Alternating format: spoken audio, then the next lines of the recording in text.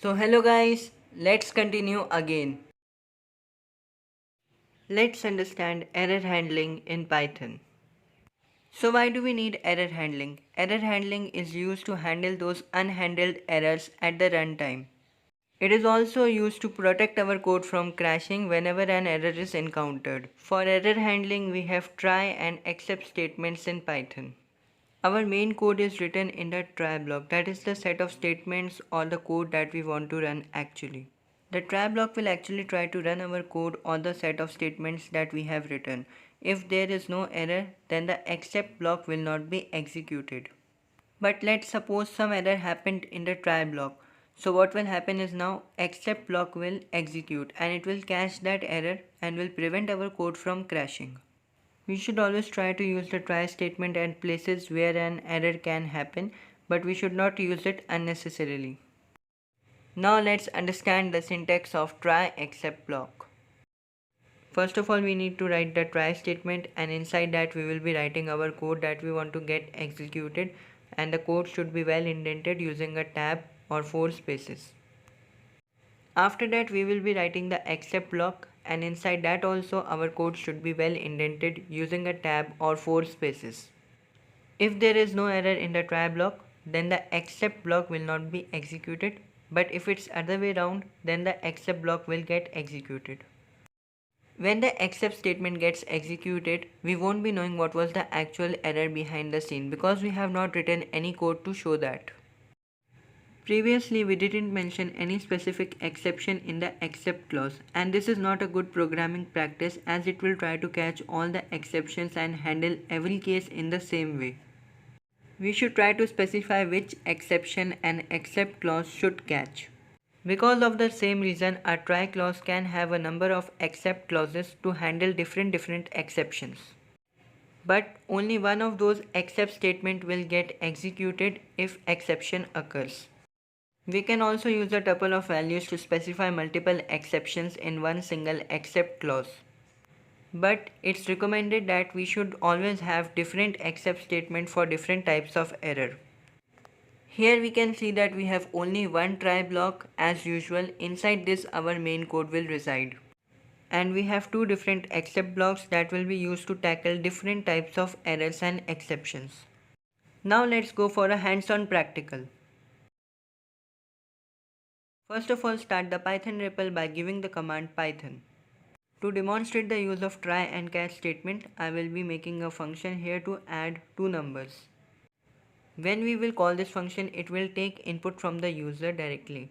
We know that even though it is written that enter a number, but some user might enter ABC by chance and our program will crash. So to avoid that situation, we will be wrapping our code inside try and except block.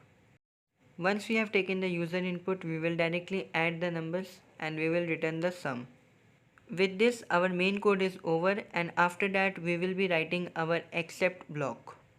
So as soon as the error happens, our except block will catch that error and will print some error on the screen.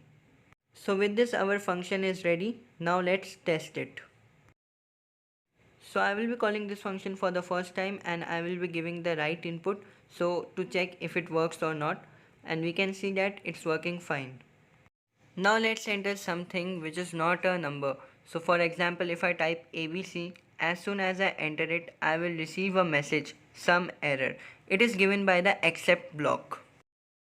We can see that our program ended well and did not terminate it because of some error. If I do the same with the second input also, the program won't crash and it would be able to handle that also. So here we can see that as soon as I hit enter, I receive a message, some error. So in the function I have written that if some exception is there, then show that some error is there. So it is printing the same. But in the real world, we will be obviously printing the main error and the reason behind it and the way to fix it. Now let's try to use multiple except blocks with the try block to catch specific errors. So for the same, I will be making a list having integers and characters. After that, I will be using a for loop to iterate over that list. Inside the for loop, I will be adding the try and except block. In the try block, I will be writing a code to find the reciprocal of the number. As soon as the for loop will start iterating over the list, we can see there are some characters, and characters cannot be converted to integer, and also there is 0 in the list and we cannot find the reciprocal of 0.